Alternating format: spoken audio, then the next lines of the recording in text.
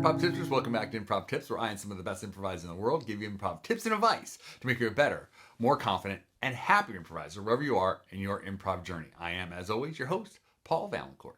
Let's begin.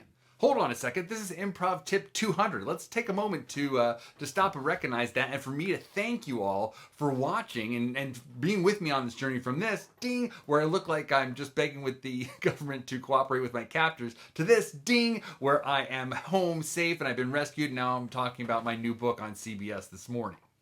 It has been an absolute joy making these videos for you and being able to connect with the guest tippers and to connect with so many of you through your comments and emails and just engage with me. It has been an absolute pleasure. I've gotten so much out of it, and it is honestly why I make the videos, just to engage in that conversation with all of you.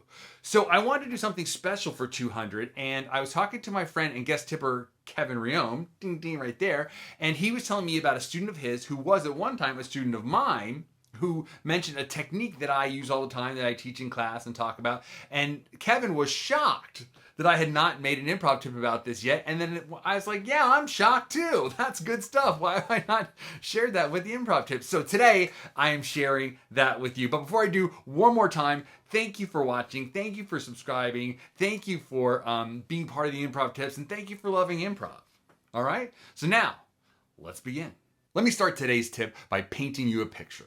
All right, you're on stage, you're in a scene, it's chugging along, you're doing all the things you need to do to make that scene go. You're saying yes and, you're using the environment, you're playing the relationship, but for some reason the scene just seems flat. It seems like it's lacking the passion or the juice or the energy that we love in scenes that make us excited really to do improv, right? So how do we fix that? How do we get that passion back? How do we get that juice back into the scene? Well, that's what I'm going to talk about today. But before I do, if you haven't already, please consider subscribing to the channel by clicking the subscribe button and clicking that notification bell so you get notified whenever the new improv tips come out. And leave me a comment down below. Let me know what you think about today's technique, about this tip, and also what you're thinking about the channel, and also what are you thinking about in improv? That's really what I'm interested in. So let's go back to our picture. You're in the scene and you have this feeling that the scene is just lacking this passion. That's great. That's great, Paul? Yes, that's great. Because I'm a big believer that if you have a feeling in the scene that the scene is a little bit off track, that's when you can make that change. If you're just chugging along, just trying to keep your head above water, or you just think it's going fine, then you look back and you go, I don't know. But if you're in the moment and you have that feeling, oh, we're a little bit off track in this way and that way. I've talked about this before. If you have that little feeling, oh, we're a little bit off track, then you can get back on track. Then you can elevate that scene. Then you can modify that scene to energize it and juice it up the way that you want it to be. All right. It's sort of like the idea of when you're in a dream and you realize it's a dream and then you can change that dream. That's what we're doing here with improv. So once you realize that scene is off track, how do you change it? How do you energize it? How do you put that passion back into it? Well, you can follow Nick Armstrong's tip here, ding, ding, or you can follow Brian Palermo's tip here, ding, ding, or you can use this new technique I'm talking to you about today called Here's the Thing. Here's the thing. Here's the thing works like this. You're in a scene, you realize that you need a little more passion or energy or juice up the scene in some way. So you look at your partner and you say, here's the thing. And then you finish that idea, right? It's a little cue that helps us cut through all the BS and get down to really what the scene is about. Make that big choice, make that big decision, because whatever follows, here's the thing, has to be the thing. It has to be pretty important for someone to start off with, here's the thing. No one ever says, here's the thing, nice weather we're having. It's always some bigger idea, some bigger choice. For example, here's the thing. I love you. Here's the thing. I want a divorce. Here's the thing. I'm moving to Alaska today. Right? It just ramps up the scene. It amps up the scene. It injects it. Ideally, you want here's the thing to be something about your relationship with your partner.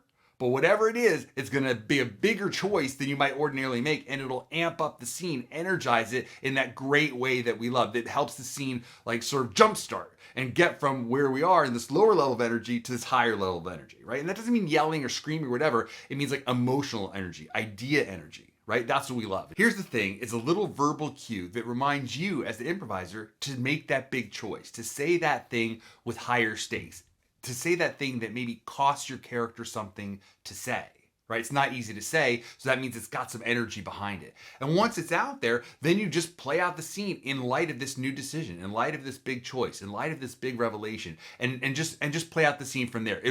But at a higher energy level, like I said.